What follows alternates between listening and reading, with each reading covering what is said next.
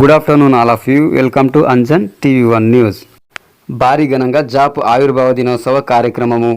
ఎంతోమంది ఎదుగుదలకు కారణం జర్నలిస్టులు, రాజకీయ నాయకులు గెలుపుకు కారణం జర్నలిస్టులు, సైకాలజీ తెలిసిన వారు జర్నలిస్టులు, సామాజిక స్పృహ ఉంటే చాలు జర్నలిస్టులుగా పనిచేయవచ్చు.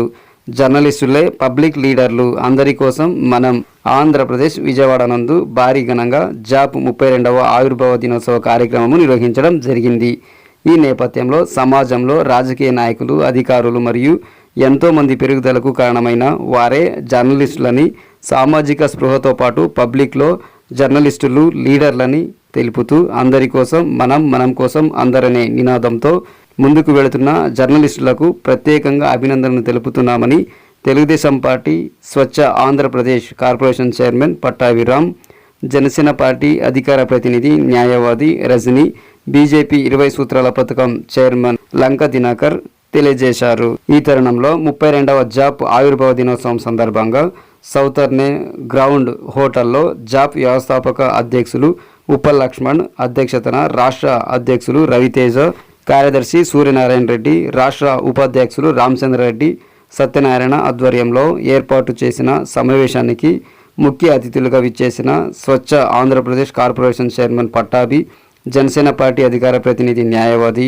రజని, 20 సూత్రాల పథకాల చైర్మన్ లంక దినకర్ మాట్లాడుతూ journalist association of Andhra Pradesh JAP committee 32వ సంవత్సరాలుగా జర్నలిస్టులకు అనేక సేవలు అందిస్తూ వస్తుందని పేర్కొన్నారు. అనంతరం జర్నలిస్టుల కోసం వ్యవస్థాపక అధ్యక్షులు ఉప్పల్ లక్ష్మణ్ ప్రభుత్వం అధికారంలో ఉన్న వారి క్షేమం కోసం పోరాటం చేయడం జరిగిందని తెలియజేశారు. తదనంతరం ప్రస్తుతం ఆంధ్రప్రదేశ్లో ఎక్కువగా జర్నలిస్టులు ఉన్న సంఘం ఏదైనా ఉంది అంటే అది జాప్ ఒకటే అని అన్నారు. అంతేకాకుండా జర్నలిస్టులకు ఎక్కడైనా ఏదైనా సమస్య వచ్చిందంటే వెంటనే రాష్ట్ర కమిటీ దృష్టికి తీసుకొని వస్తే వాటిని పరిష్కారం చేయడానికి వీలవుతుందని తెలిపారు. తదుపరిగా స్వచ్ఛ ఆంధ్రప్రదేశ్ కార్పొరేషన్ చైర్మన్ పట్టాభిరామ్ మాట్లాడుతూ జర్నలిస్టుల సంక్షేమం కోసం తెలుగుదేశం పార్టీ పనిచేస్తుందన్నారు. మేనిఫెస్టో కమిటీ మెంబర్గా జర్నలిస్టులకు అక్రిడేషన్ కలిగి ఉన్న ప్రతి జర్నలిస్టులకు ఇంటి స్థలాన్ని కేటాయించి ఇంటి నిర్మాణాన్ని కూడా ప్రభుత్వంతో పాటు అందించే విధంగా రాష్ట్ర ముఖ్యమంత్రి నారా చంద్రబాబు నాయుడు దృష్టికి తీసుకెళ్లడం జరిగిందన్నారు. ఈ నెల నవంబర్ 23, 24వ తేదీలో రాష్ట్ర సమాచార శాఖ మంత్రి కొలుసు పార్థసారథి అధ్యక్షతన అన్ని జిల్లాల అక్రిడేషన్స్ కమిటీలతో పాటు అక్రిడేషన్లు ఏ ప్రాతిపదికన పాత్రికేయులకు అందించాలని ఉద్దేశంతో ప్రభుత్వం ముందుకు పోతుందని అన్నారు. ఈ కార్యక్రమంలో తెలంగాణ అధ్యక్షులు కరుణాకర్ రావు, చిత్తూరు అధ్యక్షులు లక్ష్మీపతి, విజయనగరం అధ్యక్షులు సత్యనారాయణ, సత్యసాయి జిల్లా అధ్యక్షులు శ్రీ వైష్ణవ శ్రీనివాసులు, వీరితో పాటు సత్యసాయి జిల్లాకు చెందిన కార్యదర్శులు నర్సింహులు, ఉపాధ్యక్షులు దొడ్డప్ప, గోవర్ధన్ రెడ్డి, సహాయ కార్యదర్శి మూర్తి, ట్రెజరర్ బండి సంజయ్, వెంకటరమణ, అంజన్ రాయుడు, మహిళా ప్రతినిధి సుజాత తదితరులు పాల్గొన్నారు.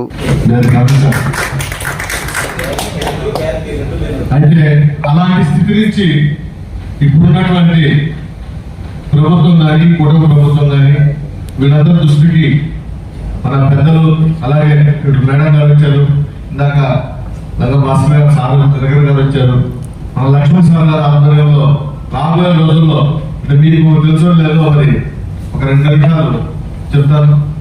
ఇప్పుడున్నటువంటి ప్రభుత్వంతో చొరవ మాట్లాడగలంటే వ్యక్తి ఏ జర్నలిస్ట్ యూనియన్ చూసినా అన్ని యూనియన్లో కూడా నాకు తెలిసినంత వరకు ముందుకు పోయి మాకు ఇది చేయండి, అది కూడా సొంతాన్ని కాదు జర్నలిస్టులు చేయండి అని ఎలుగెత్తి చెప్పగలని సత్తా ఉన్న వ్యక్తి మన లక్ష్మణ్ సార్. అన్ని ప్రజలలో ప్రతి జర్నలిస్ట్కి ఇంక్లూడింగ్ మైసెల్ఫ్ ఉదయం లేస్తే నేను ఎలా బతకాలా, నేను ఎలా ముందుకు సంపాదించుకోవాలా, ఆ నిర్ణయాలు ఆలోచిస్తే ఉదయం లేస్తే ఫోన్ తీసుకుంటే ఏ జర్నలిస్ట్ నుంచి ఏ సమస్య వచ్చేది యూనియన్తో సంబంధం లేక ఇర్రెస్పెక్ట్ ఆఫ్ ఎవరు కాల్ చేసినా నేనున్నాను ఒక సమస్య పరిష్కారాన్ని చెప్పడమే కాదు, ఒకవేళ డిబేట్స్ లో ఉంటే తప్ప డిబేట్స్ లేకుండా ఎప్పుడు ఫ్రీగా ఉన్నా ఒకవేళ డిబేట్స్ లో ఉన్నా సరే ఆయన కాల్ వస్తే వెంటనే మెసేజ్ పెట్టి మనకి నేను మాట్లాడతా అని చెప్పి మళ్ళీ వచ్చి అందరికీ కూడా రాష్ట్రంలోనే కాదు, అటు తెలంగాణ కావచ్చు, ఇక్కడ కావచ్చు, మీకు ఇంకా తెలుసు. ఢిల్లీ స్థాయిలో కూడా ఇప్పుడు మీకు తెలియదు. ఢిల్లీ స్థాయిలో కూడా ప్రతి జర్నలిస్టుకు సంబంధించినటువంటి ప్రతి సమస్యలు ఎప్పటికప్పుడు కనుక్కుంటూ వాళ్ళకి పరిష్కారం అయితే తను చేయగలిగితే తను చేయడం, లేదంటే ఏదో విధంగా సమస్యకి ఎలా పరిష్కారం చెప్తూ ముందుకు పోతున్నటువంటి మహానుభావుడు. మరి జర్నలిస్టులకి ఒక దిక్సూచి ఆదర్శమైనటువంటి అలాంటి లక్ష్మణ్ గారి ఆధ్వర్యంలో మన ఏరియా ఈరోజు 32 ఆవిర్భావాలు సక్సెస్ఫుల్ గా జరుపుకుంటున్నాము. మరి జరుపుకున్న కార్యక్రమానికి వచ్చినటువంటి మన ముందు మాట్లాడబోతే మేడం గారికి ముందుగానే మేడం వాళ్ళ అధికార ప్రతినిధి గారు జనసేన ధన్యవాదాలు తెలియజేస్తూ, రాబోయే 33 ఆవిర్భావాలకి మంత్రిగా కూడా మీరు రావాలని మేము ఇక్కడికి కోరుకుంటూ, మరి మీ యొక్క అమూల్యమైన సందేశాన్ని మా జర్నలిస్ట్ సమస్యల్ని మీరు దృష్టిలో ఉంచుకొని మీరు మరి పవన్ కళ్యాణ్ గారు చాలా డైనమిక్ గా ముందుకు దూసుకుపోతున్నారు. వారి దృష్టికి తీసుకుని చెప్పగలిగిన వ్యక్తులు కాబట్టి మీరు మా సమస్యలు ఆయన ద్వారా మరి తెలియజేసి మాకు కొంచెం సమస్యలు పరిష్కరించగలని కోరుకుంటూ ఈ యొక్క జర్నలిస్ట్ గురించి మాట్లాడుకుంటాం. Thank you madam. అలాగే ఈరోజు ఈ కార్యక్రమానికి వచ్చినటువంటి జర్నలిస్టు సోదరులందరికీ కూడా పేరు పేరున పలకపోయిన మీ అందరికీ కూడా హృదయపూర్వక నమస్కారం తెలియజేస్తూ, జర్నలిస్ట్ అసోసియేషన్లో మనం ఎందుకు ఉండాలి? నేను జర్నలిస్ట్ అసోసియేషన్కి ఉపయోగపడ్డాను, కానీ నాకేం ఉపయోగపడింది ఈ మాటలు నేను చాలా చోట్ల విన్నాను. అయితే జర్నలిస్ట్ అసోసియేషన్లో ఎందుకు ఉండాలి అనే దానికి కొన్ని ఉదాహరణలుగా అన్ని చెప్తే చాలా టైం పడుతుంది.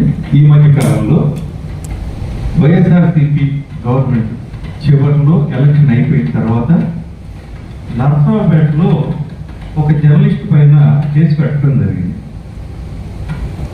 అతను ఊరు పెట్టి వెళ్ళిపోయిన పరిస్థితి. ఆ టైంలో ఒక అసోసియేషన్లో మన అసోసియేషన్లో ఉన్న వ్యక్తి మీద పెట్టడం వల్ల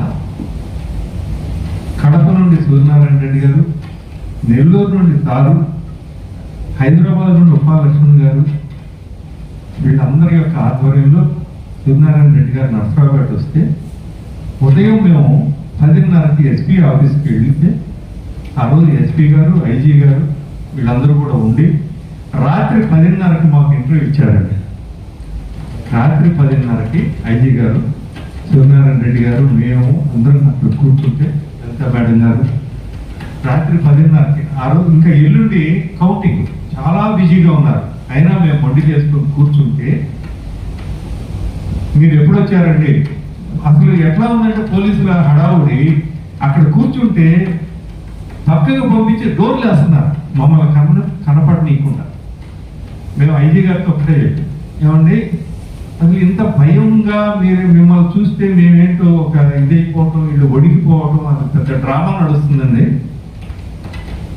మిమ్మల్ని కలవడానికి ఉదయం 10:30 నుండి మేము ఇక్కడ ఉన్నాము, ఇప్పుడు 10:30 అయిందని చెప్పి నేను చెప్పేది. అదే తెలుసుకున్నాను.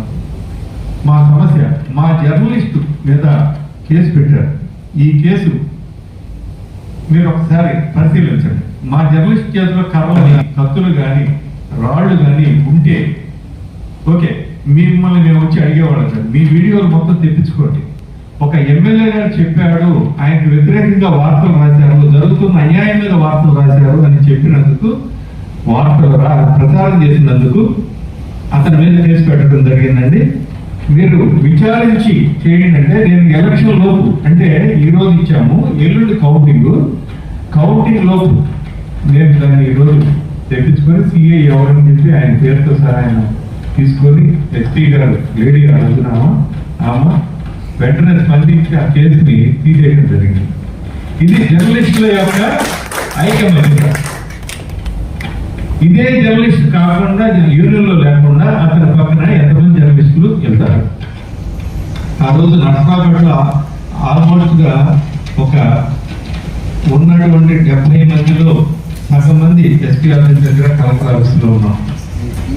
దీని మీద ఇంకా మరి ఆ రోజు ఎలక్షన్ కమిషన్ దగ్గర పెట్టి వాళ్ళకి లెటర్ ఇచ్చి, అక్కడ నుండి కమిషనర్కి, ఐజీకి అందరికీ కూడా లెటర్లు ఇప్పించి యూనియన్ తరఫున చేస్తే ఆ విజయం జరిగింది. అట్లాగనే ఇంకా మాకు తెలిసి ఇంకా 4-5 సంఘటనలు. తర్వాత యూనియన్లో మనం గత 5 సంవత్సరాల నుండి కూడా భట్టి విక్రమార్కుడు కథలు విన్నాం. అందులో పట్టుబదలున్న విక్రమార్కుడు మన ఉపాల లక్ష్మణ్ గారు అయితే పేతాళులు ఒకరి తర్వాత ఒకళ్ళు ప్రవేశం జరుగుతుంది. ఈ పేతాళుల కథల్లో విజయం చివరికి ఎవరు జరుగుతుంది? మన చిన్నప్పటి నుండి ఎవరిది న్యాయం అయితే చివరికి న్యాయమే గెలుస్తుందని మనం చూసిన సినిమాలు కానీ కథలు కానీ జరుగుతున్న సంఘటనలు కానీ మొత్తం మన వైపే ఉన్నాయి అనే దానికి ఈ మధ్య కూడా మేము ఒక 1 month బ్యాక్ ఇక్కడ కార్యక్రమం చేసాం. ఐకమత్యంతో ఏదైనా చేసుకుంటూ వెళ్తే మంచి భవిష్యత్తు ఉంటుంది. మనకి అనుకున్నాను హోంగార్డ్ చాలా చిన్నది కదండి. ఎస్ఐ కానిస్టేబుల్స్ జీతాల కన్నా కూడా హోంగార్డ్ ఇచ్చారు తప్పు. జర్నలిస్టుల్లో కూడా ఆ భావన ఒక యూనియన్ తరఫున మనం ఒక వాళ్ళకి కష్టం వస్తే ఇమ్మీడియట్లీ ఆదుకునేటటువంటి గుణం వస్తే ఎవరు కూడా ఇక్కడ అందరూ బాగా ఉన్నవాళ్ళు కూడా ఎవరు ఉండరు. కానీ మనకున్నటువంటి నంబర్స్ నుండి మన తోటి మిత్రుల నుండి కొంత సహాయాన్ని అందించగలిగితే చిన్న చిన్న రేణువులే పెద్ద ఇసుక కుప్పగా అవుతుందని ఆ కుటుంబానికి ఆదుకుంటుందని చెప్పేసి నా యొక్క ఆలోచన. ఇది మీకు నచ్చితే మనం అమలు పరుద్దాం.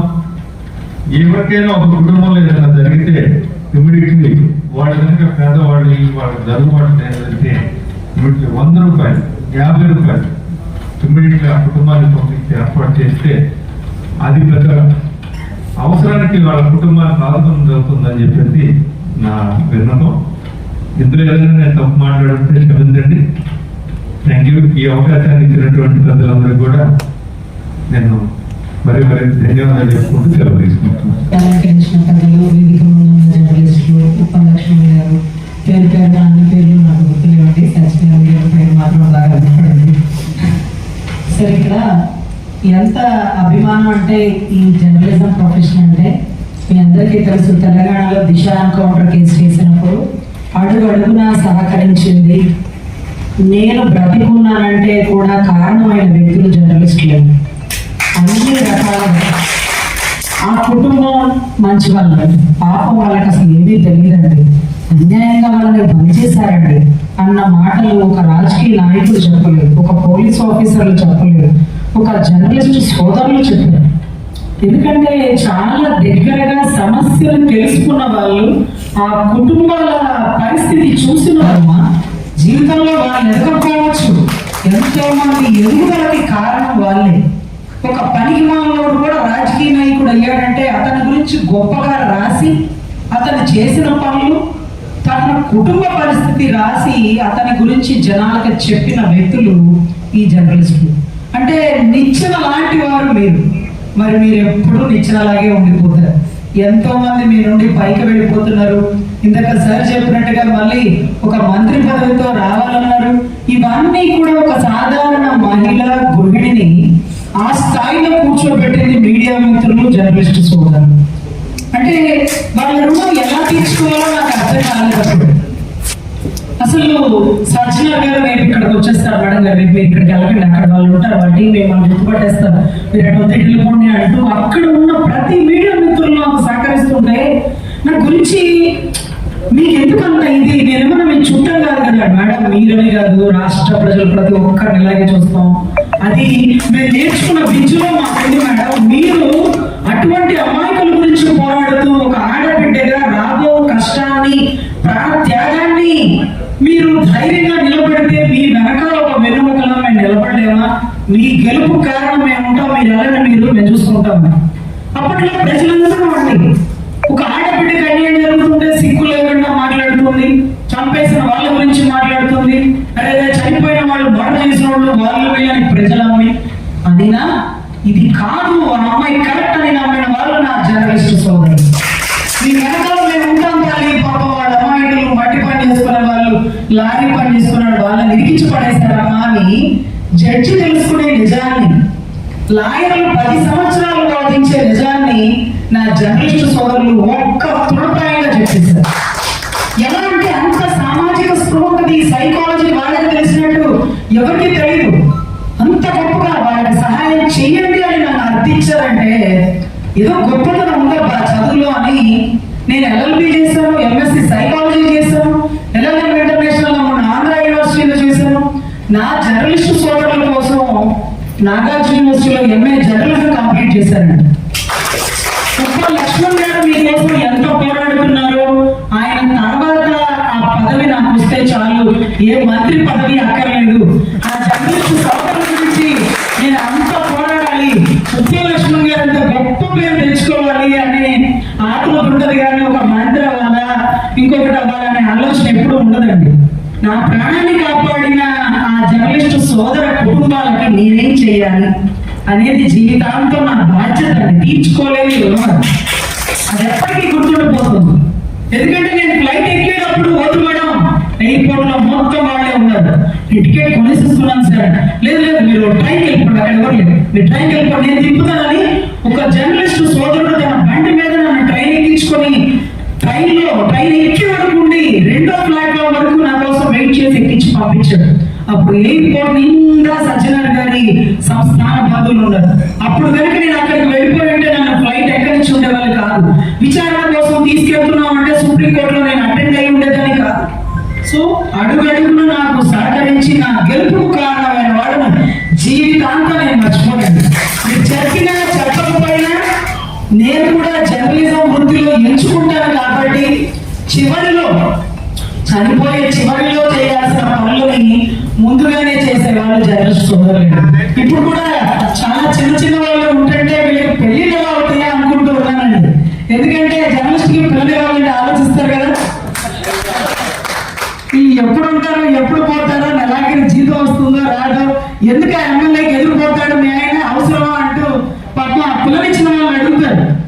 అది చూడు అన్ని టీవీల్లో వస్తుంది, ఆ రిపోర్టర్ మీ వాడే, కానీ ఆ రిపోర్టర్ లాంటి వాడు కెమెరామెన్ గంగతో రాంబాబు. గుర్తుపెట్టుకో, పవన్ కళ్యాణ్ అంతటి వాడు ఆ పోస్ట్ లో చేస్తూ అక్కడ ఒక సీఎంనో డిప్యూటీ సీఎంనో అనుకుంటా, బహుశా ఆ క్యారెక్టర్ నాకు గుర్తులేదు. ఆయన అడుగుతాడే ఏం చదువుకున్నారు నువ్వు, మమ్మల్ని పరిపాలించే నాయకులు మీకు చదువులు అక్కర్లేదు కానీ మిమ్మల్ని ప్రశ్నించడానికి మాకు చదువులు కావాలా అని జర్నలిజం పోస్ట్ లో ఉంటూ మన అన్న కొడుదల పవన్ కళ్యాణ్ గారి డైలాగ్ బాగా గుర్తొస్తుంది. చదువుతో పర్లేదండి, ధైర్యం ఉంటే చాలు, సామాజిక స్పృహ ఉంటే చాలండి. మీలాంటి వాళ్ళు ఎన్నో కుటుంబాలకి అండగా నిలబడతారు. అదేదో ఎస్సీ భూముల గురించి మీరే పోరాడతారు, దళిత వాడల గురించి మీరే పోరాడతారు. మొన్నటి రోజు కోడికత్తి కేసు విషయంలో మీ అందరికీ తెలుసు. తర్వాత మట్టి పిసుకునే వాళ్ళ మీద మర్డర్ కేసులు వేశారని మీకు తెలుసు. గట్టిగా నా వెంట నిలబడిన వాళ్ళు జర్నలిస్టులేనండి, లేకపోతే గురుగారితో గురి చూసుకోవడానికి అతనేమన్నా అతడు సినిమాలో మహేష్ బాబు అండి, సజ్జనార్ గారు, వీళ్ళందరూ కాదు, సిపి గారు మీరు రండి, మీరు కొట్టండి గురు చూసి, గులకరాయితో ఒకే రాయితో ఇద్దరిని. అదేంటో గులకరాయి గురుత్వాకర్షణ శక్తి కోల్పోయి నేల మీద పడకుండా మాయమైపోవడం మాకే అర్థం కాదు. ఏ ఐటమ్ వాడితో ఐటమ్ కనపడదండి, ఈ రోజుకి గొడవలు కనపడదు, రాయి కనపడదు, కానీ ఐటమ్ విక్టిమ్ మాత్రం మనకు కనపడుతుంది. సో ఇంత గొప్పగా మనం ప్రశ్నించాలంటే అడుగడుగున జర్నలిస్టు సోదరులు మనకి ఎప్పుడు సపోర్ట్ గా ఉండేవాళ్ళు. సో అన్నయ్య దృష్టిలో పెట్టడమే కాదు, అదేంటంటే గతంలో స్వాతంత్ర సమర యోధులు అందరూ జర్నలిజం ప్రొఫెషన్ ఎంచుకున్న వాళ్ళే. మీ అందరికీ తెలుసు, బాలగంగాధర్ తిలక్ గారు కానివ్వండి, మహాత్మా గాంధీ గారు కానీ, ప్రతి ఒక్కరండి సామాజిక స్పృహ తెలిసిన వాడే రాజకీయ నాయకుడు అవ్వాలి. అది వాడి అర్హత. చదువు అక్కర్లేకపోయినా పర్లేదండి, సామాజిక స్పృహ ఉండాలి.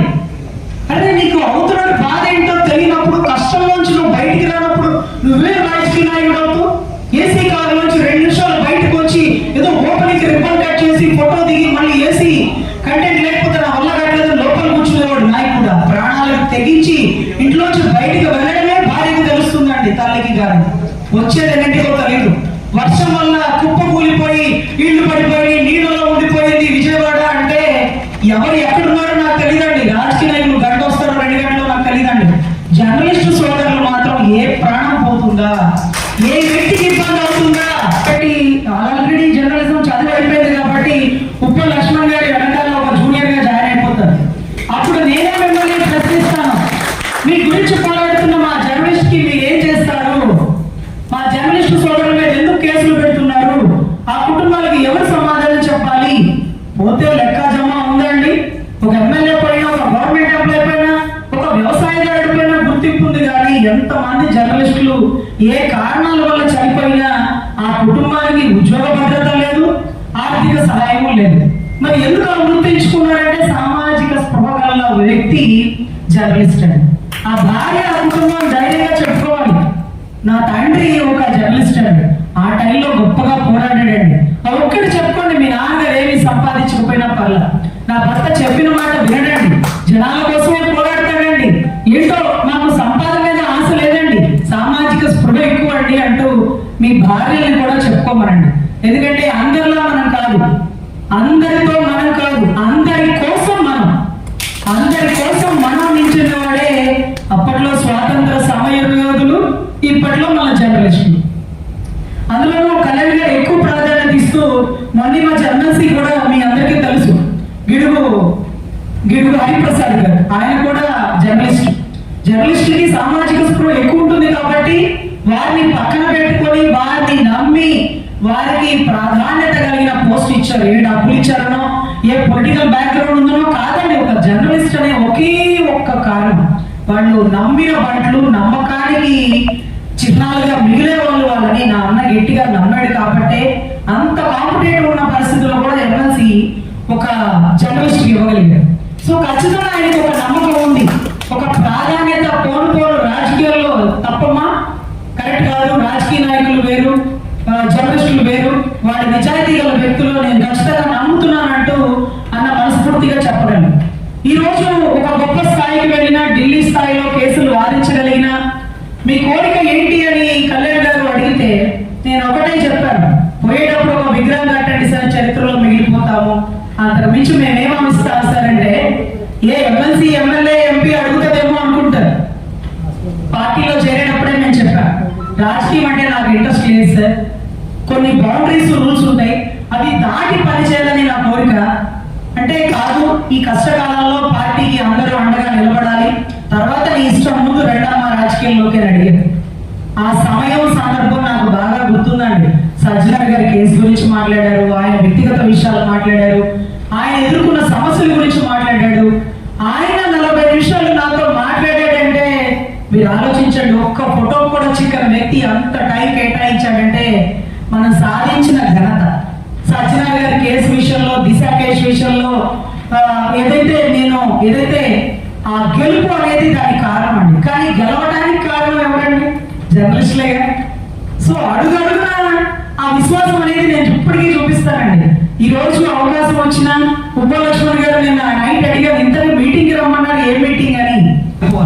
వాళ్ళు మంచోళ్ళు, మంచి చేసేవాళ్ళు, వాళ్ళు ఏది చెప్పినా కరెక్టే, వాళ్ళు ఏది చేసినా రైటే అనే ఒకే ఒక ఉద్దేశంతో టైము, పంచువాలిటీ ఇవన్నీ నాకు తెలియదు. 10 అంటే 10, 11 అంటే 11 ఆ టైంలో వచ్చేస్తారు. ఎందుకంటే వాళ్ళు ఎప్పటికీ మేము గురువులుగా భావిస్తాం. ఇకపోతే మీ తాలూకా ఏ కేసులు ఉన్నా, మీ మీద తప్పుడు కేసులు వేసినా, మిమ్మల్ని నిజాలు చెప్పకుండా బంధిస్తున్నా, డబ్బులు ఇస్తామని బెదిరిస్తున్నా, అందరి వెనకాల మీరు నిలబడండి, మీ వెనకాల నేను నిలబడతాను. నాకు ఎటువంటి సందేహం లేదు. ఇదేదో నేను ఇచ్చే గిఫ్ట్ కాదు, నా పట్ల అప్పటి జర్నలిస్టులు తీసుకున్న దానికి నేను తీర్చుకునే రుణంగా, నా నైతిక బాధ్యతగా భావిస్తాను. ఒక మంత్రి పదవిలో ఉన్నా నేను సంతోషపడినప్పుడు ఒక జర్నలిస్ట్ గా మైక్ పట్టుకొని నిజాలు చెప్పగలిగే దాంట్లోనే నాకు సంతోషం ఉంటుందండి. ఒకవేళ తప్పక రాజకీయాల్లో రావాల్సినా సరే, ఇవాళ కాదు రేపైనా సరే, నా వృత్తి జర్నలిజం అని మరొకసారి మీ అందరికీ చెప్తున్నాను. ఏదో రోజు మైక్ పట్టుకొని మీకు కాంపిటీషన్ వస్తాను, ఉపలక్ష్మి గారి పక్కన నిలబడి మీ ప్రతి కేసులో ఇప్పటి వరకు ఆయన గురించి మీరు పొగడారు కదా, ఇంకా పైన నన్ను పొగడచ్చు, అంత గొప్పగా పనిచేస్తాను ఢిల్లీ స్థాయిలో, ఎవరికి ఏ ఇబ్బంది లేకుండా. తర్వాత ఇళ్ల స్థలాల గురించి కూడా ప్రస్తావన చేస్తాను. మనకంటూ ఒక సెక్యూరిటీ ఉండాలి, మన కోసం కాకపోయినా మనం లేనప్పుడు మన కుటుంబానికి ఇవ్వాలి కాబట్టి. ఎందుకంటే పెళ్లి పెడాకులు లేనప్పుడు ఏ బాధ్యతలు ఉండవు పాపం, మనల్ని నమ్ముకొని వచ్చినప్పుడు వాళ్ళకి ఒక సెక్యూరిటీ కల్పించాలి కాబట్టి ఇళ్ల స్థలాల గురించి, మీకు సంబంధించిన అన్ని రాయితీల గురించి, అదే రకంగా హాస్పిటల్కి సంబంధించిన కొన్ని ఫెసిలిటీస్ గురించి. ఎందుకంటే ప్రొఫెషన్ లో ఎన్నో ఇబ్బందులు, ఎన్నో ఒడిదుడుకులు, ఆ టెన్షన్ లోనే యాక్సిడెంట్లు, అంతకుమించి ఏముంది. సో ఏది జరిగినా వాళ్ళ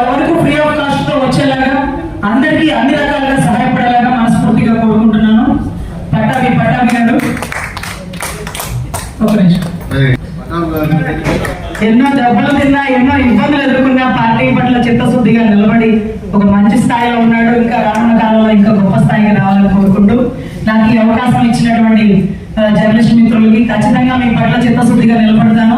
అదే రకంగా సీఎం గారికి, డిప్యూటీ సీఎం గారికి మీ సమస్యలు అని కాకుండా మా సమస్యలు మన సమస్యలు అని కూడా మనం గట్టిగా వ్యాప్దాటిగా చెప్పి కొన్ని సాధించుకోవాల్సినవి, కొన్ని నెరవేర్చుకోవాల్సినవి ఉన్నాయి. కాబట్టి వాటి అన్నిటి పట్ల కూడా సీఎం గారి, డిప్యూటీ సీఎం గారి దగ్గర నుంచి ఒక లెటర్ పెట్టి ఉప లక్ష్మణ్ గారు మీ పార్టీలో కీలక నేతలను స్వయంగా నేను సార్తో కన్వర్సేషన్ చేపిస్తాను. 100% మీకు సంబంధించిన ప్రతి విషయాన్ని అన్న దృష్టికి తీసుకెళ్తాను. అన్న కూడా ఒకప్పుడు కెమెరామెన్ గంగతో రాంబాబు క్యారెక్టర్ లో ఉన్నప్పుడు జర్నలిస్టుల బాధలు ఎలా ఉంటాయి అని సినిమా దృఢంగా ఆయన తెలుసుకున్నాడు. కాబట్టి ఇంకా ప్రత్యేకించి మనం పెద్దగా చెప్పాల్సిన పని లేదు. అదే రకంగా జర్నలిస్టులకు ఇచ్చే ప్రాధాన్యత ఎమ్మెల్సీ ఎలా అయితే ఆయనకి ఇచ్చారో హరిప్రసాద్ గారికి, అలాంటి వ్యక్తులకు అంత ప్రాధాన్యత ఇస్తాడు. కాబట్టి నమ్మకం అనేది ఉంది. కాబట్టి ఇంకా గొప్పగా మనం అన్ని సాధించుకోవచ్చని నేను వినతపూర్వకంగా చెప్పుకుంటున్నాను. జై జనసేన, జై జర్నలిజం. దినోత్సవం సందర్భంగా మీరు నిర్వహించుకున్నటువంటి ఈ కార్యక్రమానికి నన్ను అతిథిగా పిలిచినందుకు పెద్దలు ఉప్పాల లక్ష్మణ్ గారికి, ఇతర కార్యవర్గానికి మొత్తానికి కూడా, మిత్రులకి అందరికీ కూడా హృదయపూర్వక ధన్యవాదాలు, నమస్కారాలు. 32వ ఆవిర్భావ దినోత్సవం. ఇందాక లిఫ్ట్లో పైకి వస్తామంటే నేను అడిగాను మిత్రులు, మీ ఫౌండింగ్ ప్రెసిడెంట్ ఎవరు సార్ అని. అది కూడా లక్ష్మణ్ గారు అని చెప్పారు. నేను ఆశ్చర్యపోయాను. అంటే 32 సంవత్సరాల క్రితం పెట్టినటువంటి ఒక సంఘానికి ఈ రోజుకి కూడా ఆయన దాన్ని వదిలిపెట్టకుండా దానికి ఒక పెద్ద దిక్కుగా ఉంటూ, అంటే ఒక సంస్థని ముందుకు తీసుకెళ్ళడం అంటే ఇంట్లో మన బిడ్డను ముందుకు తీసుకెళ్ళినట్టు. ఇంట్లో పిల్లలు కూడా మనం ఉద్యోగం రాగానే మన బాధ్యత అయిపోయింది అనుకుంటాం. ఆడపిల్లలు మనం పెళ్లి కాగానే, పెళ్లి చేసి పంపించగానే నా బాధ్యత అయిపోయింది అనుకుంటాం. కానీ లక్ష్మణ్ గారు 32 సంవత్సరాల తర్వాత కూడా ఆయన జాబ్ని తన సొంత బిడ్డలాగా, కంటికి రెప్పలాగా కాపాడుకుంటూ, ఇంకా నెక్స్ట్ జనరేషన్ కొత్తగా వస్తున్నటువంటి జర్నలిస్ట్, ఇప్పుడు కొత్తగా రజనీ గారు కూడా చేరారు మన లక్ష్మణ్ గారి స్కూల్లో, మీ కొత్త స్టూడెంట్. సో ఇటువంటి స్టూడెంట్స్ ఎంతో మందిని తీర్చిదిద్దినటువంటి వ్యక్తి మా లక్ష్మణ్ గారు. ప్రెస్ కౌన్సిల్ ఆఫ్ ఇండియా సభ్యుడిగా, అదేవిధంగా మాకు కూడా అనేక విషయాల మీద ఆయన సలహా సూచనలు చేస్తూ ఉంటారు. అనేక చర్చా కార్యక్రమాల్లో వారితో పాటు మేము కలిసి పాల్గొన్నాము. ఎంతో అనుభవం కలిగినటువంటి వ్యక్తి. గతంలో ఆయన జర్నలిస్ట్గా ఉన్నటువంటి సందర్భంలో కడప జిల్లాలో అనేక సంఘటనల గురించి కూడా మాకు చెప్తూ ఉంటారు. అనేక మంది పెద్ద పెద్ద నాయకులతో ఆయన ఎంతో సన్నిహితంగా మెలిగినటువంటి వ్యక్తి. కాబట్టి ఎప్పుడు లక్ష్మణ్ గారి కార్యక్రమంలో పాల్గొనడం అంటే అది ఎన్ని పనులు ఉన్నా కూడా రావాలని ఉత్సాహంగా అందరూ వచ్చేది ఏంటంటే ఆయన పట్ల మాకు ఉన్నటువంటి ఆ గౌరవం, ప్రేమ.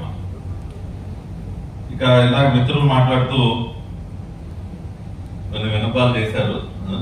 కానీ ఇక్కడ మీ అందరికి నేను ఒక విషయాన్ని గుర్తు చేయాలి. నేను గతంలో ఒకసారి మీ సమావేశానికి వచ్చినప్పుడు ఆ రోజున మీ అందరికీ కూడా ఒక హామీ ఇవ్వడం జరిగింది. కూటమి ప్రభుత్వం అధికారంలోకి వచ్చిన తర్వాత ఖచ్చితంగా మీ అందరికీ అక్రిడిటేషన్ కలిగినటువంటి ప్రతి ఒక్క జర్నలిస్ట్కి నివాస స్థలాలు మేము ఇస్తాము, ఇంటి స్థలం ఇస్తామని చెప్పి ఆ రోజున ఇచ్చినటువంటి హామీ మేరకు నేను మేనిఫెస్టో కమిటీ సభ్యుడిగా ఉన్నాను. మా మేనిఫెస్టోలో కూడా పెట్టాం.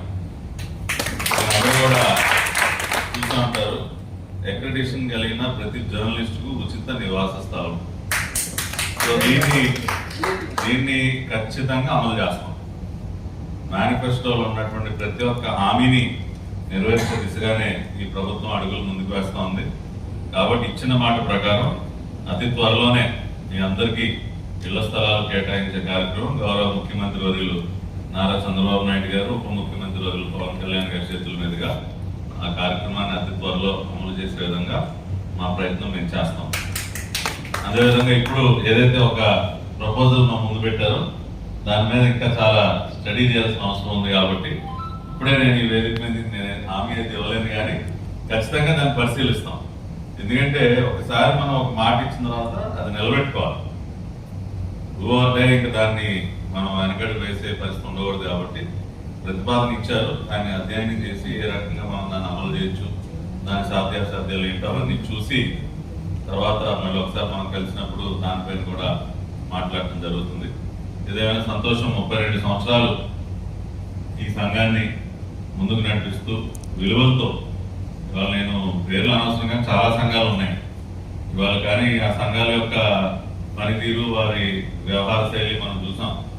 రకరకాలుగా మారిపోతూ ఉంటారు, కానీ రంగులు మార్చేటటువంటి జర్నలిజం మనకు వద్దు.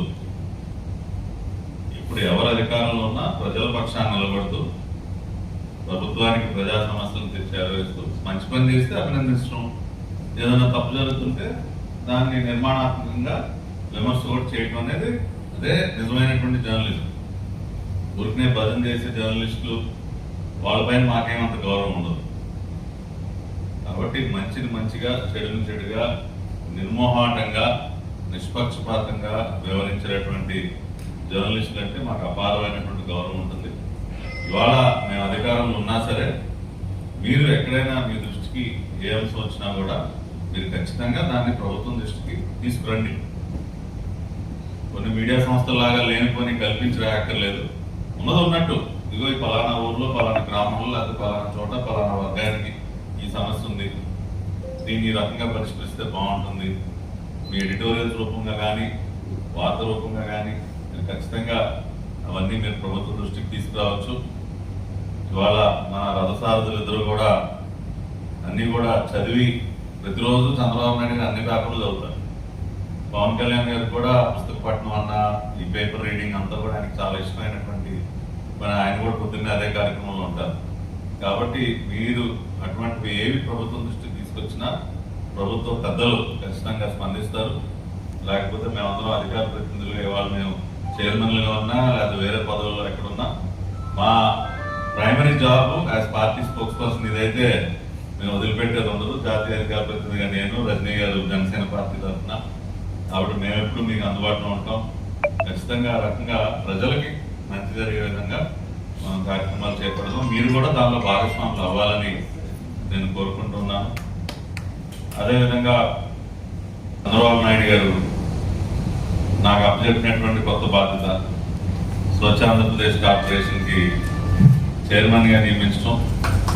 మొన్నటి వరకు ఇది అనౌన్స్ చేయగానే నేను ఒకటే మాట అన్నాను, నేటి వరకు రాజకీయ క్రీడా మైదానంలో ఉన్నటువంటి చెత్తను శుభ్రం చేసే పనిలో ఉన్నాను. ఇవాళ రాష్ట్రంలో ఉన్నటువంటి ప్రతి పల్లెని, పట్టణాన్ని కూడా పరిశుభ్రంగా ఉంచినటువంటి బాధ్యత నాకు అప్పచెప్పినందుకు ధన్యవాదాలు అని చెప్పి నేను అనౌన్స్ అయినప్పటికీ స్పందించడం జరిగింది.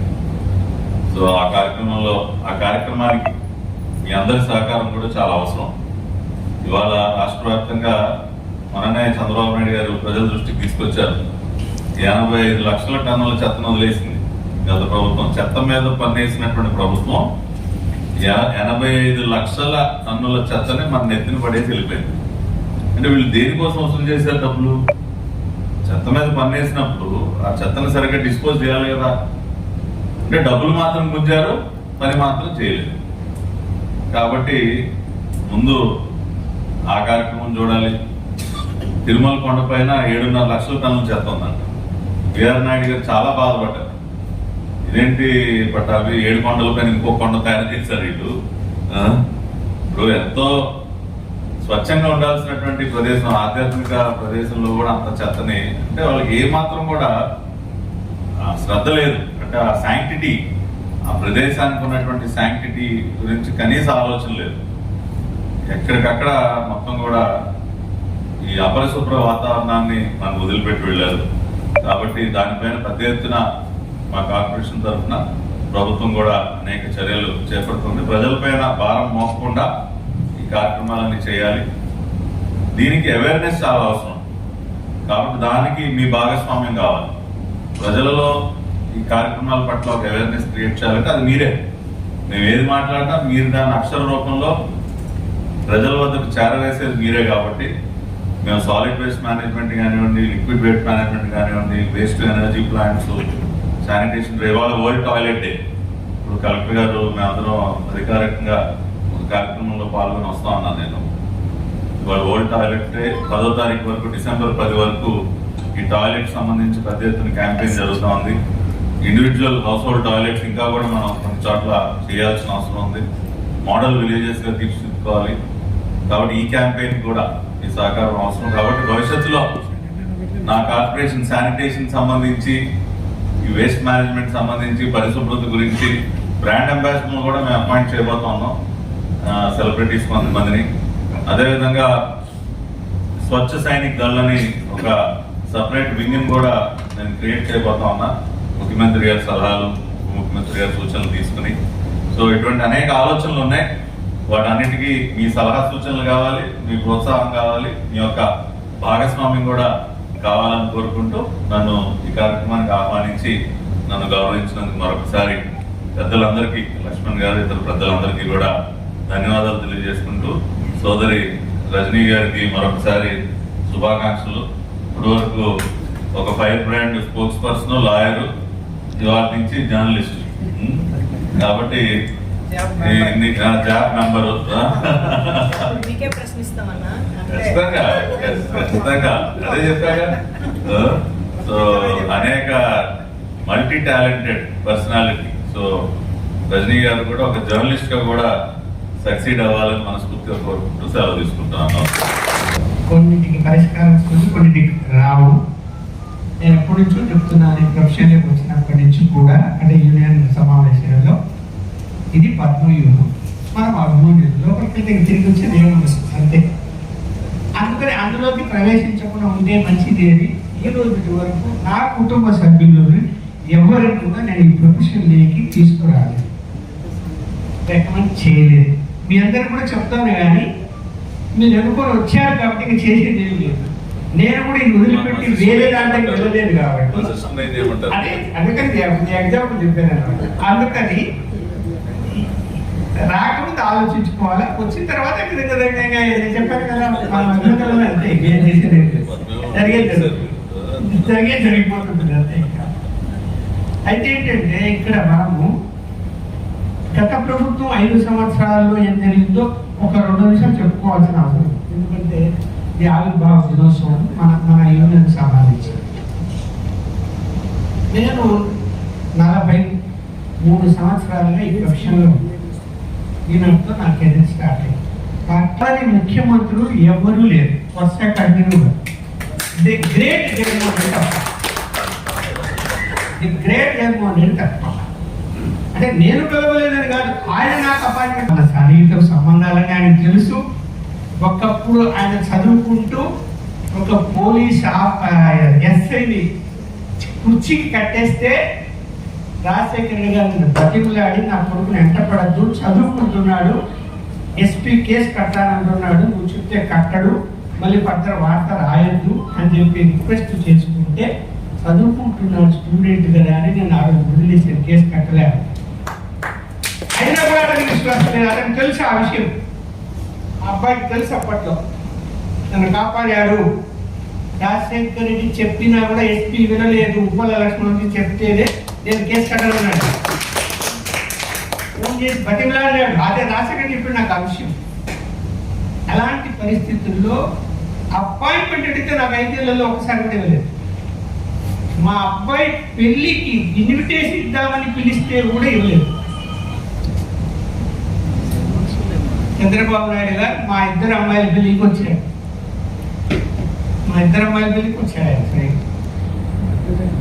మరి ఇక్కడ జర్నలిస్టులు ఎలా బతికారు, ఎలా ఉన్నారు, వాళ్ళ పరిస్థితులు ఏంటని నువ్వు తెలుసుకోకుండా, కనీసం సలహా అడగకుండా, మీ నాన్న పాదయాత్ర చేస్తుంటే 10 గంటలకు రాత్రి రమ్మని హైదరాబాద్లో ఆయనకి కూర్చోబెట్టుకుని 1 గంట సేపు డిస్కస్ చేశారు, పరిణామాలు ఎలా ఉంటాయి నాకు. అలాగే అనేక కేసుల విషయంలో ఇష్యూ వస్తే నాతో డిస్కస్ చేశాడు కడపలో. అయినా కూడా ఆయన మీద నేను వార్త రాశాను, తప్పు చేస్తున్నామని. మంగంపేట మైనింగ్ లో అక్రమ తవ్వకాలు జరిగితే ఈనాడులో వెరైటీస్ బకాసులు వైఎస్ హెడ్డింగ్ ఈనాడు నేను రాసిన వార్త. గనిలోకి వెళితే నా కెమెరా తీసుకోవడానికి, ఫోటోలు తీసిన తర్వాత నన్ను పట్టుకోవడానికి నన్ను 20 మంది కార్మికులు కింది నుంచి ఎంటబడితే నేను పైకి పరిగెత్తి వెళ్ళి నా అదృష్టం కొద్ది నేను రోడ్డు మీద కూర్చుని బస్సు వచ్చింది, బస్సు ఎక్కేసాను. వాళ్ళు జరగవాలి బస్సు పరిగెత్తలేరు కదా. ఎంత లక్కీ అంటే ఆ రోడ్డు మీద పైకి ఎక్కాను, కరెక్ట్గా బస్సు వస్తుంది, అది చేయి ఊపాను, ఎక్కేసాను. వాళ్ళ పైకి వచ్చేలోపు బస్సు వెళ్ళిపోయింది. అప్పట్లో వాళ్ళ దగ్గర జీపులు అవన్నీ ఏళ్ళు ఎట్టబట్టారు. అంటే వాళ్ళకి తెలియదు నేను ఎవరో కూడా, ఎవరు వచ్చారు ఫోటో తీసారు పరిగెత్తు వెళ్ళిపోతున్నాడు ఆయన అని చెప్పేటబడ్డారు. వార్త రాశారు. వార్త రాసి రామోజీరావు మీద కేసు పెట్టాడు ఆయన రాజశేఖర్ ఆ వార్త మీద. కేసు పెడితే రామోజీ గారు పిలిచారు, కేసు పెట్టాడయ్యా బాబు, ఇదిగో చదువుకో అని నాకు ఆయన హైదరాబాద్ పిలిచిన నేను కడపలో ఉన్నా. అది పిలిచి నాకు కోర్టు నోటీస్ ఇస్తే ఏం చెప్పా, నువ్వు అనుకుంటే ఆయన అప్పటికి చాలా ప్రయత్నాలు చేశాడు రామోజీరావు, రాజీ పడ్డా ఆ కేసు విత్డ్రా చేసుకోవడానికి. కానీ ఎవరి మాట వినలే రాజశేఖర్. రామోజీరావు నన్ను పిలిపించుకొని నాకు అందరూ చెప్తున్నారు, నువ్వు చెప్తే ఇచ్చాను. నేను వెళ్ళి కూర్చొని ఇద్దరు మాట్లాడుకొని తప్పు చేస్తున్నావు, మీడియా మీద సంస్థల మీద వెళ్ళకూడదు, నువ్వు రాజకీయ భవిష్యత్తు ఉన్నవాడిని, నువ్వు నీ టార్గెట్స్ అని నువ్వు నాకు చాలా చెప్తావు, నువ్వు ఎలా టార్గెట్ అచీవ్ అవుతావు, నేను హైయెస్ట్ సర్క్యులేషన్ ఈరోజు ఈనాడు, తప్పు చేస్తున్నావు అని చెప్తే అంగీకరించి చేసుకుని కేసు. అంటే ఇక్కడ అంత పోతే నాకు చెప్పాడు, పంపించాలని పంపిస్తే వాళ్ళు కోఆర్డినేట్ చేస్తాడు, తప్పులేదు. ఆ సాక్షిలో వచ్చింది. అయితే సాక్షి మీద దాడి చేయండి, సాక్షి మీద దాడి జరిగినా కూడా మా ఇంజనీర్ ఖండించింది, తప్పని చెప్పి పేపర్లో వచ్చింది. ఆల్రెడీ రెండు రిజల్యూషన్ పాస్ చేసి తప్పని చంద్రబాబు నాయుడు కూడా గవర్నమెంట్ కూడా ఇచ్చాము ఇలాంటి పద్ధతులు. అయితే అది అనుకోకుండా జరిగింది కాబట్టి నాకు చెప్పాడు, అది అనుకోకుండా జరిగింది, మన వైపు నుంచి అలాంటి లేదు, వాళ్ళు చేశారు చేయడం. ఇక్కడ ఎవరు తప్పు చేయాలి, తప్పనే చెప్తాము, చేస్తాం. ఎలా ఉంటాను, నువ్వు 5 సంవత్సరాలు స్థలాలు ఇస్తాను, లాస్ట్ మూమెంట్లో ఇవ్వ ఇచ్చావు, నువ్వు జనరేషన్ స్థలాలు నువ్వు జరగండి, అసలు కోడ్ వస్తుంది పరిగెత్తుకుంటు, నువ్వు అప్పుడు జీవో ఇస్తే ఎప్పుడు ఇస్తారు వాళ్ళు? ఆ కలెక్టర్ ఆ స్థలాలు సేకరించడానికి వాళ్ళు టైం సరిపోలే, ఇది ఒక కోడ్ అప్లై చేసుకోవడానికి 10 days ఇచ్చారు, అప్లై చేసుకోవడానికి 60 రోజులు. అందువల్ల ఇక్కడ అది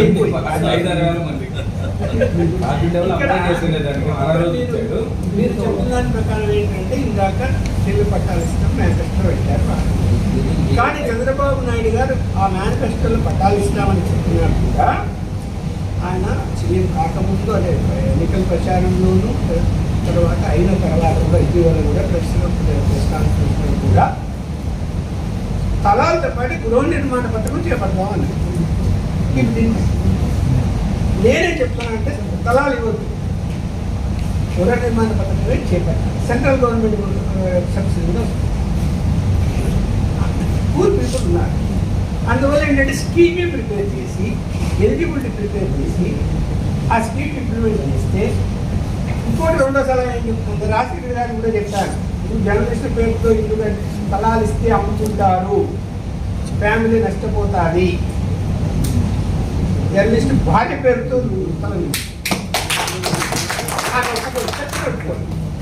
అంటే అర్ధగంట సేపు శ్రీనివాసుడు అమ్మని చెప్పింది, లక్ష్మణ్ చెప్పింది 100% తీసుకున్నా కరెక్టే, మీరు అన్ని అమ్ముకున్నారు, నాకు రిపోర్ట్ కూడా వచ్చింది, అమ్ముకునే వాళ్ళతో చూపించడం వాళ్ళు సేమీ ఒప్పుకోలేదు.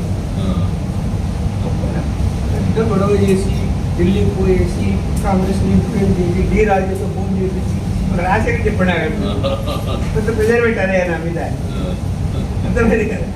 అందుకని ఇప్పుడు ఏంటంటే అడుగు స్థలాలు వస్తున్నప్పుడు ఆల్రెడీ గత ప్రభుత్వంలో ఎక్కడ స్థలాలు ఉన్నాయి, ఎంతమంది చదివిస్తున్నారు, ఇది నివేదిక ఉంది ప్రభుత్వం, ఈ శాఖ దాన్ని బేస్ చేసుకుని మీరు ఏం చేయాలంటే యూనియన్ రిప్రజెంటేషన్ ఒక మీటింగ్ అలా సలహాలు తీసుకొని హౌసింగ్ స్కీమ్ ఇంప్లిమెంట్ చేసి సెంట్రల్ గవర్నమెంట్ మనం కూటమి ప్రభుత్వంలో ఉన్నాం కాబట్టి మేము కూడా సెంట్రల్ గవర్నమెంట్ తెలియజేస్తాం బీజేపీ.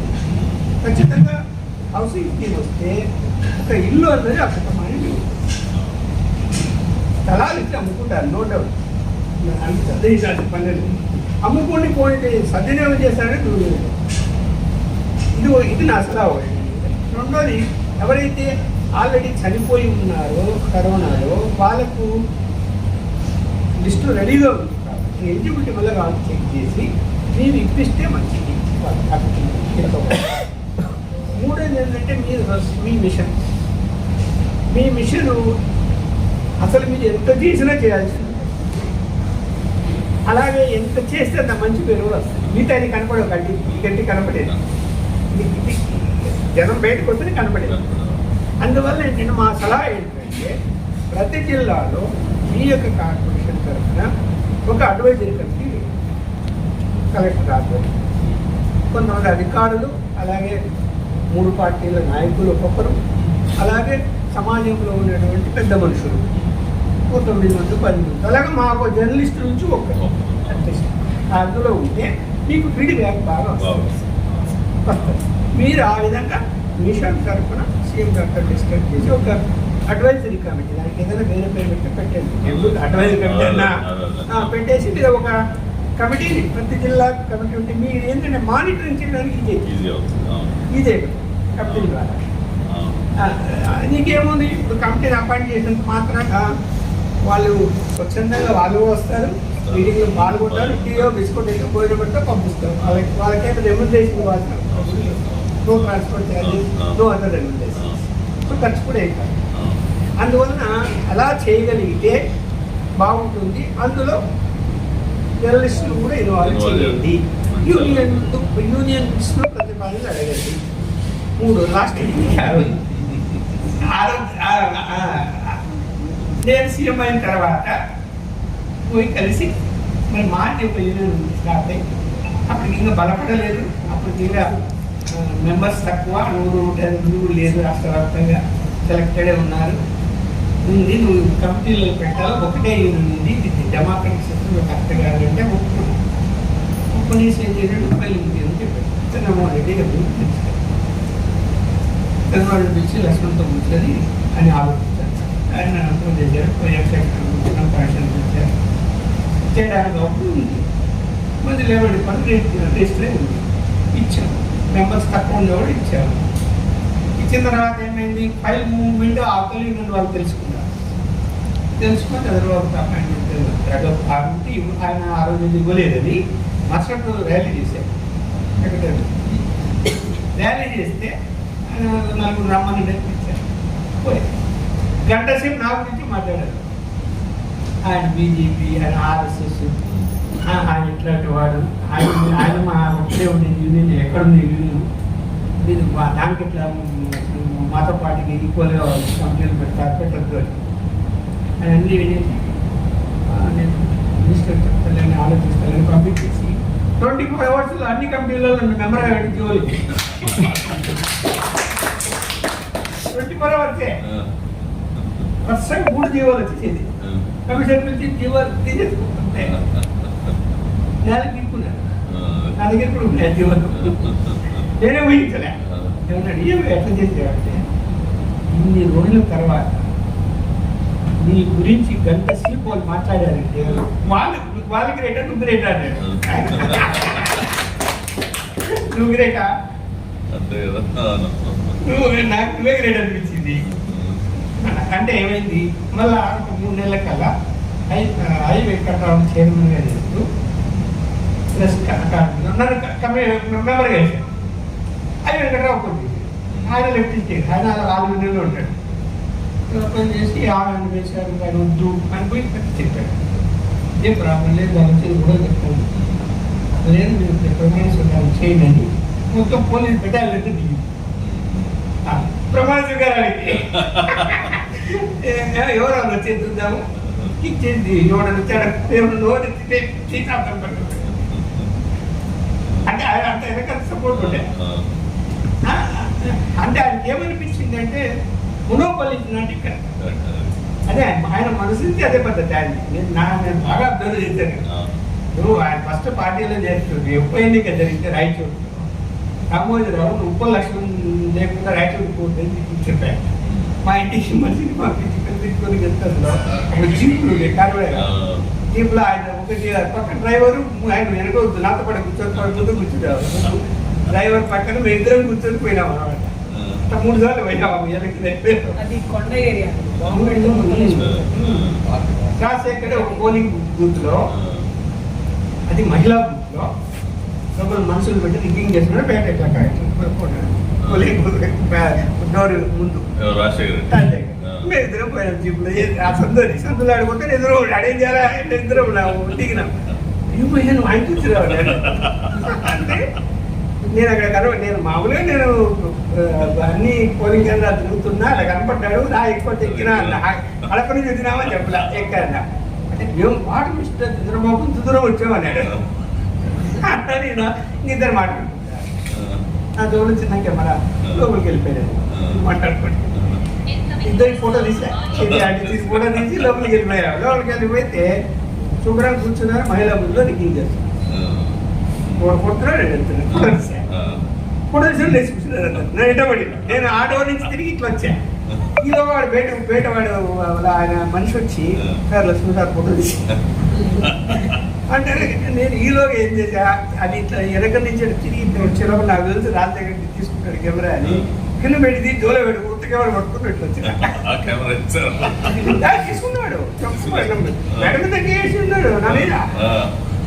ఆయన పొమ్మన్నాడు చంద్రబాబు నువ్వు పోను కన్నాడు అంటే సర్వను దిగి జీపీకి వెళ్ళిపోయాడు నన్ను వదిలేసి.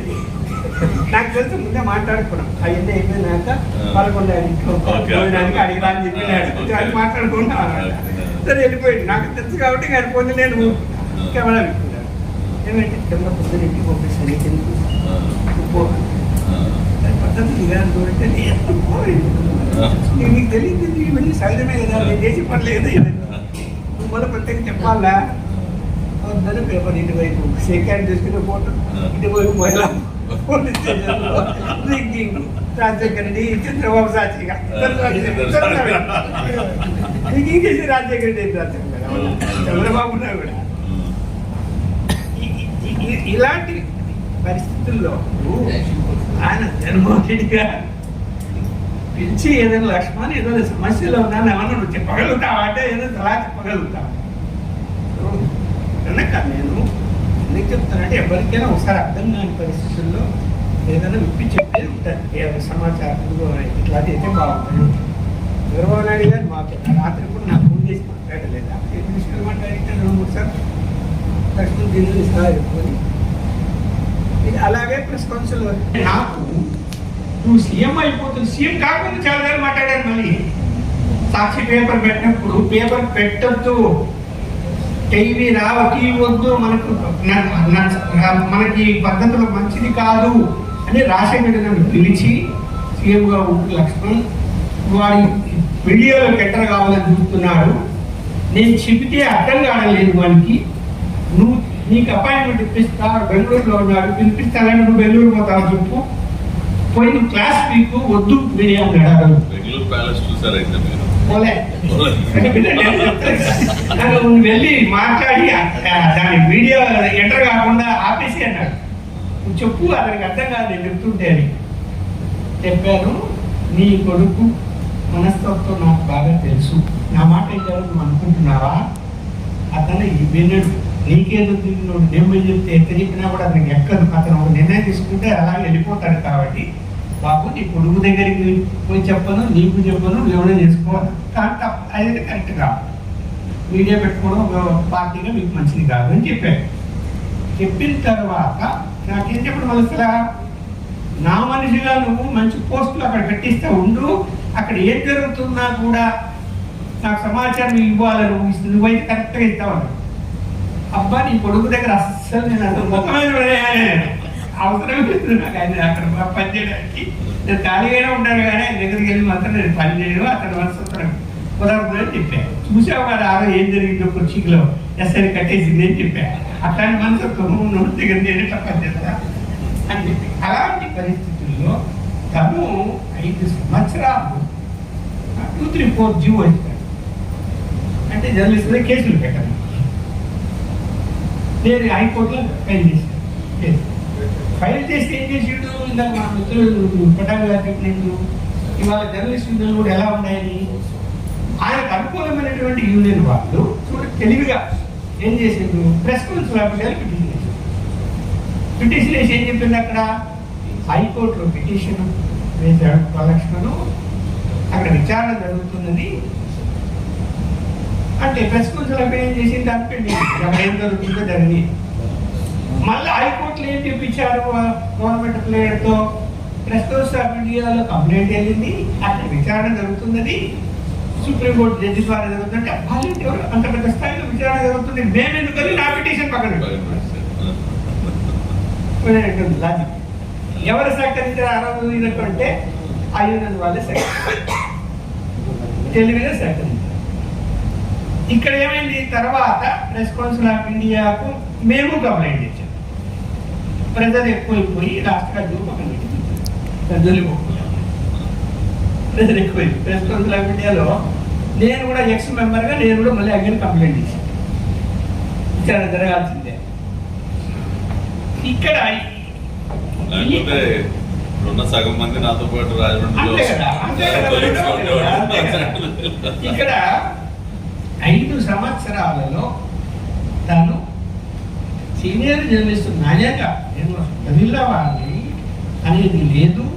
అలాగే నా యొక్క అనుభవాలు ఆయనకు అవసరము లేదు అనుకున్నాడు అనుకుంటే ఓకే.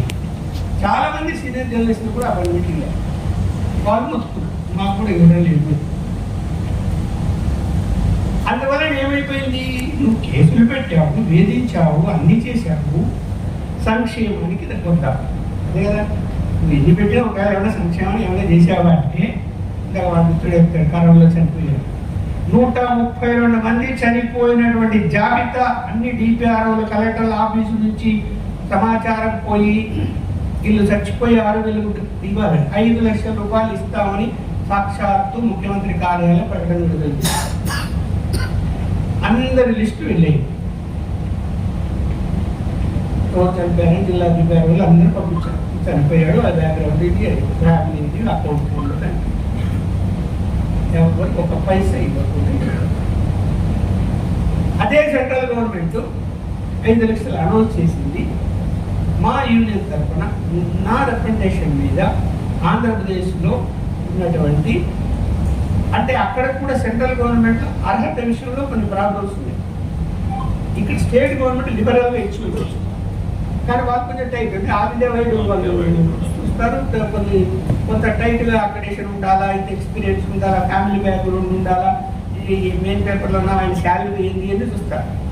దానివల్ల ఏంటంటే కొంతమందికి మాత్రమే మేము ఇప్పించగలిగాం. ఇప్పుడు మా ఉద్యోగం లిస్ట్ హైదరాబాద్ నుంచి ఆలమేది అక్కడ ఆయన ప్రెసిడెంట్, ఆయన చనిపోతే 5 లక్షలు వాళ్ళకి ఫ్యామిలీకి వచ్చింది. అలా వైపు పేరుతో ట్రాన్స్ఫర్ చేశారు. మరి ఇక్కడ కేంద్ర ప్రభుత్వం దేశవ్యాప్తంగా అన్ని రాష్ట్రాల్లో ఉండే జర్నలిస్టులకు ఎంక్వైరీ చేసి ఇచ్చినప్పుడు రాష్ట్ర ప్రభుత్వంలో ముఖ్యమంత్రిగా ఉంది. సరే ఎలిజిబిలిటీ అంతమందికి నేను ఇవ్వని అనను, ఓన్లీ ఎలిజిబిలిటీ నా చేయకపోతుంది. కోటేశ్వర్లు కూడా ఉండొచ్చు మన వాళ్ళ ఫ్యామిలీస్. ఇవ్వకు, పేదవాళ్ళు ఉన్నవారు కదా, ఇబ్బందుల్లో వాళ్ళకి నీకు ఇవ్వలేదు. నువ్వు ఇవ్వడం లేదని అడగడానికి మనము అపాయింట్మెంట్ అయితే యూనియన్లకి ఎవరికి ఇవ్వలేదు. సోకాళ్ళు ఎవరైతే సపోర్ట్ చేశారో ఆ యూనియన్ వాళ్ళకు కూడా ఇవ్వలేదు, వాళ్ళని కూడా పట్టించుకోవాలి. ఇక రెండో ఏం చేసిండు, మనం ఏదైనా ప్రశ్నించాలంటే మన యూనియన్ల తరఫున కమిటీలలో, జర్నలిస్ట్ రిలేటెడ్ కమిటీలలో, అక్రెడిటేషన్ కమిటీ కానీ, అట్రాసిటీ కమిటీ కానీ, వెల్ఫేర్ బోర్డు కమిటీలో కానీ, లేకపోతే ప్రెస్ అకాడమీలో కానీ, వీటన్నింటిలో కూడా మన యూనియన్ తరఫున రిప్రజెంటేటివ్ ఉంటాడు. ఒకప్పుడు ఒకటే యూనియన్ ఉంది కాబట్టి మన యూనియన్ పుట్టక ముందు ఆ యూనియన్ మాత్రమే కమిటీలలో ఉంది. అది లెఫ్టిస్ట్ యూనియన్. ఈరోజు కూడా అది. ఎప్పుడైతే చంద్రబాబు నాయుడు ఫస్ట్ సీఎం అయ్యాడో అప్పటికల్లా నేను హైదరాబాద్ నన్ను ట్రాన్స్ఫర్ చేసి జరిగినాను. నేను వైస్రాయ్ ఎపిసోడ్ సార్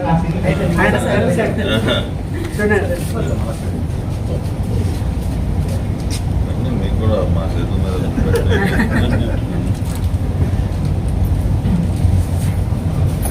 మీరేంటి జర్నలిస్ట్ గా మిమ్మల్ని కలిపేసుకున్నారు.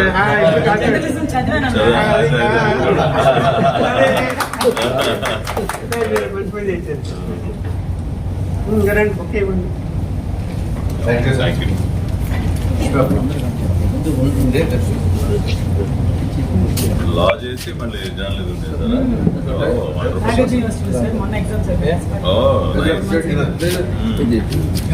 నేను లా జాయిన్ అవుతున్నాను.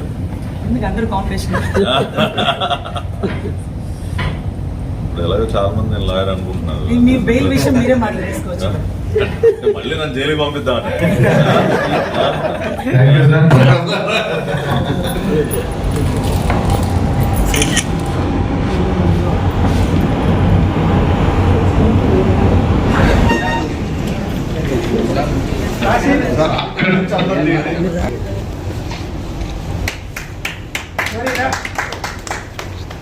సోదరి గారు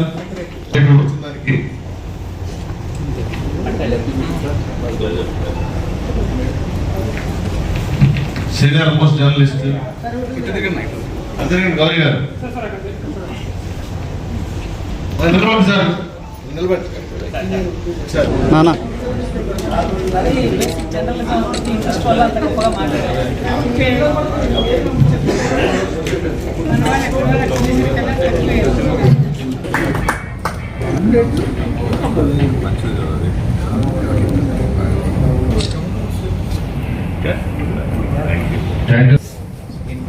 హైదరాబాద్ మిత్రులందరికీ వచ్చిన దానికి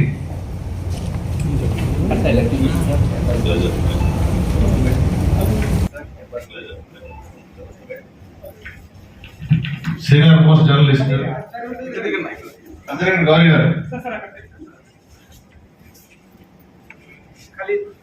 కలీం గారు నిలబడి సార్ నిలబడి సార్ సార్ కేక్ అవుతుంది కలీం గారు